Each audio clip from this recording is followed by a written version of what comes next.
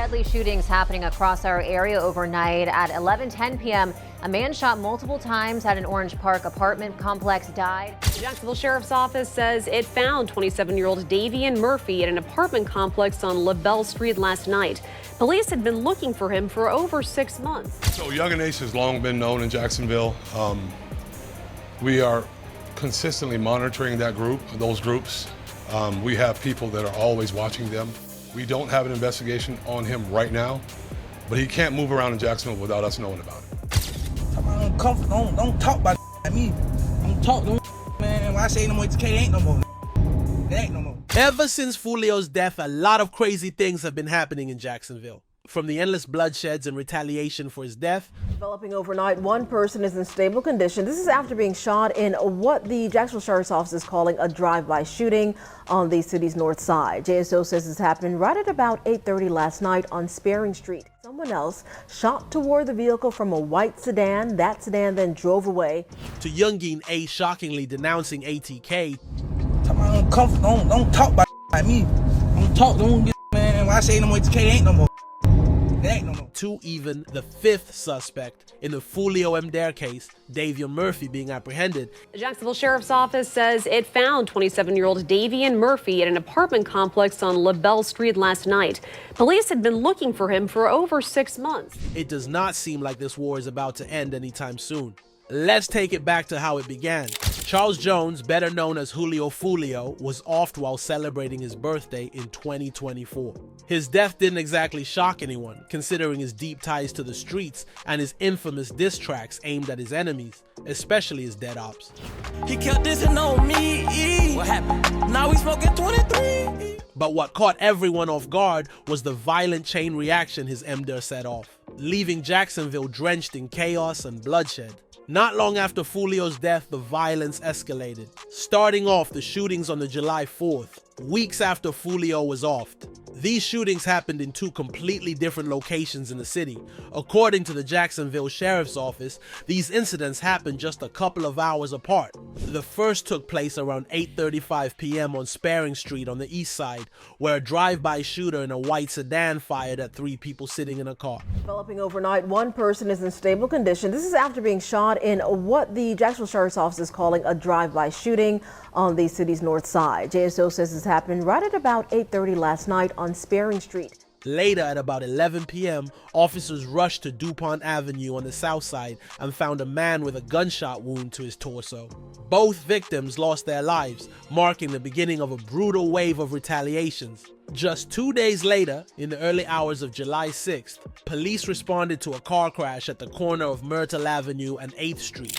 Inside the vehicle, they found a man who had been shot multiple times. He was rushed to the hospital but later died. Tonight, police investigating after a man crashed his car into this building, then died from a gunshot wound. This happened on Myrtle Avenue in the Durkeeville area. Darius Bill's Emda, though, seems to have marked the start of this retaliation. Days earlier, on June 29th, Darius Bills, 29, was gunned down in the parking lot of an apartment complex on Wells Road in Orange Park. Investigators linked his death to gang conflicts, suspecting it was part of the ongoing revenge cycle sparked by Foolio's Emda. Despite promises from Jacksonville law enforcement to put an end to the bloodshed, the violence kept spiraling out of control.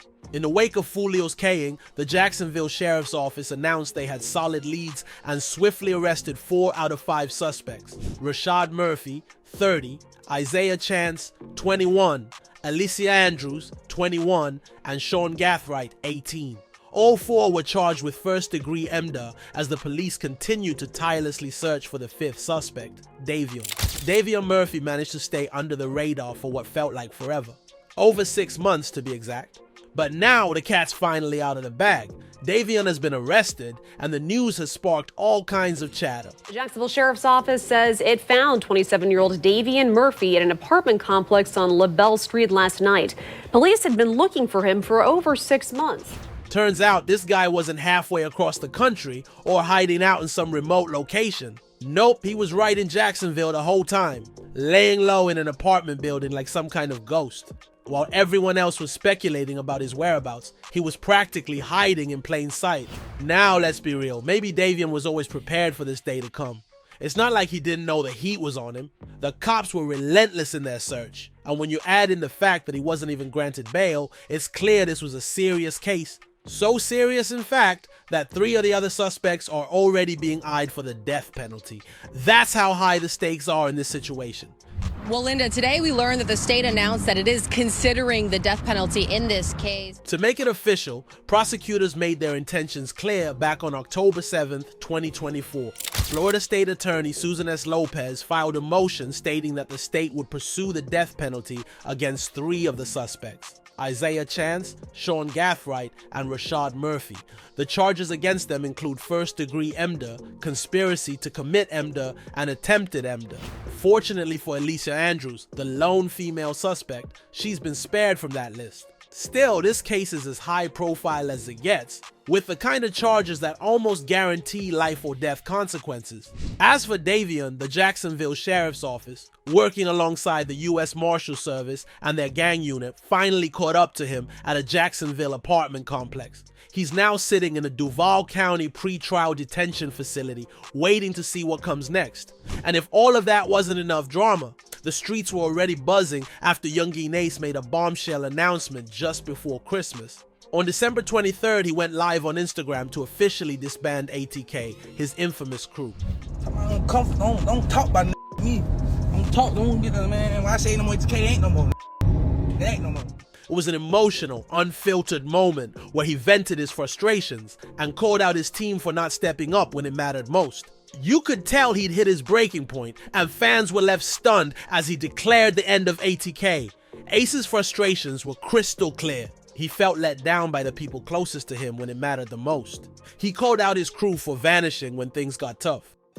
According to Ace, this happened especially during times when financial and emotional support were desperately needed. Funerals needed funding, the community needed help after losing loved ones, and yet Ace felt like he was left to carry the weight alone. And he didn't just stop at calling out his circle. Ace went on to slam the toxic clout-chasing culture on social media, saying it's only made things worse. In his eyes, people seem more interested in chasing likes and followers than staying loyal to the people they were supposed to ride for. When I rose up to the city, and I put the city on my niggas ain't nowhere to be found, man. Talking about niggas ain't putting no work, man. You niggas be tripping, man. But then there's the other side of the story that's got people buzzing. Some are wondering if this whole disbanding ATK thing wasn't just about frustrations, but more about strategy. Maybe Ace saw what was coming and decided to cut ties to dodge a RICO case. That's a theory a lot of people are running with. After Foolio's murder, it's no secret that tensions were sky high, and the timing of Ace's move has everyone speculating. The thing is though, some folks think it's already too late for Ace to distance himself. Why? Well, after Foolio's death, Ace didn't exactly go quiet.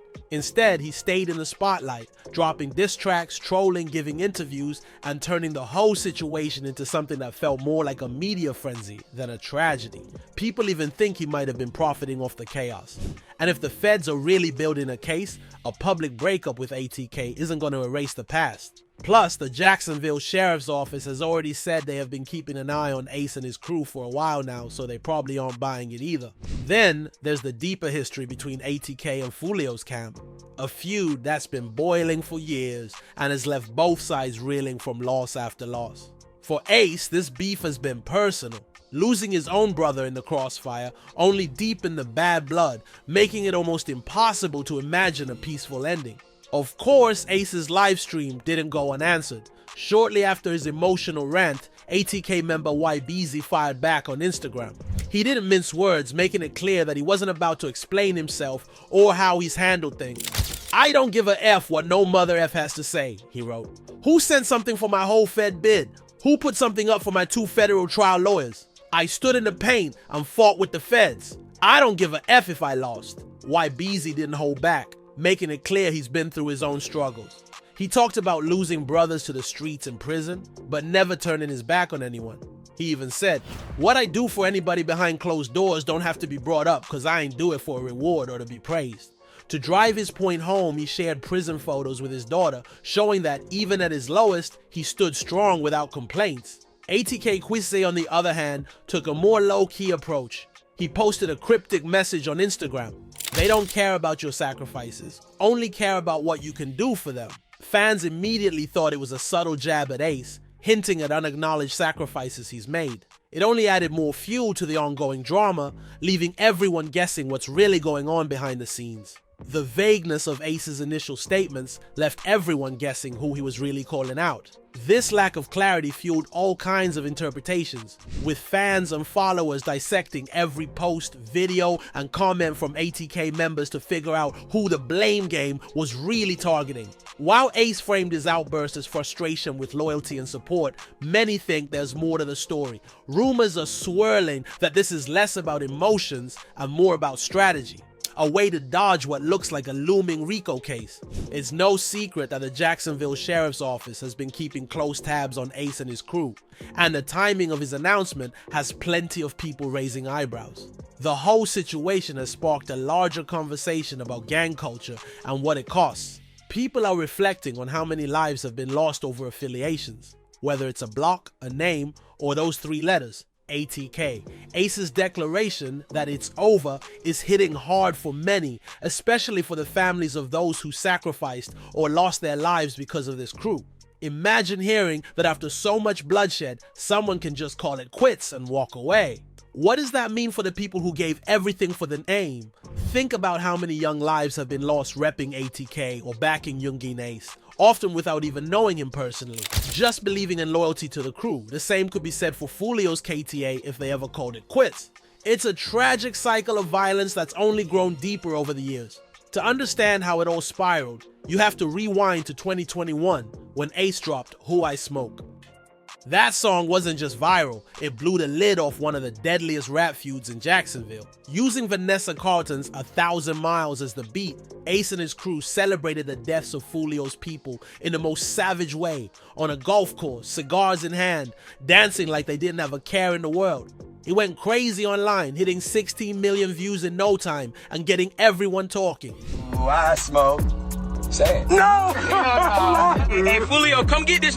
Not one to let that slide, Foolio clapped back hard with his own track. Using a Fantasia classic, he took things even further, printing a massive poster of Ace's dead brother and 2 close friends for his music video. The message was clear. This was war. From there, both sides turned diss tracks into weapons, embedding messages and taunts meant to cut deep. Jacksonville, the city known for its sprawling size and not much else in the rap game, suddenly found itself in the spotlight. ATK, led by Ace, dominated the west side, while KTA, Foolio's squad, held it down on the north side with backup from Young and Reckless in the south. The beef wasn't just music, it was real, and it was deadly. It all built up to Foolio's and the eventual arrests of the 5 suspects tied to his death. With all this drama heating up, it's pretty clear the streets aren't done yet. Ace might have stepped away from ATK, but that doesn't mean he's off the hook when it comes to Foolio's case. This story is far from over, and with so many twists already, who knows what's coming next? All we can do now is sit back and see how it all unfolds.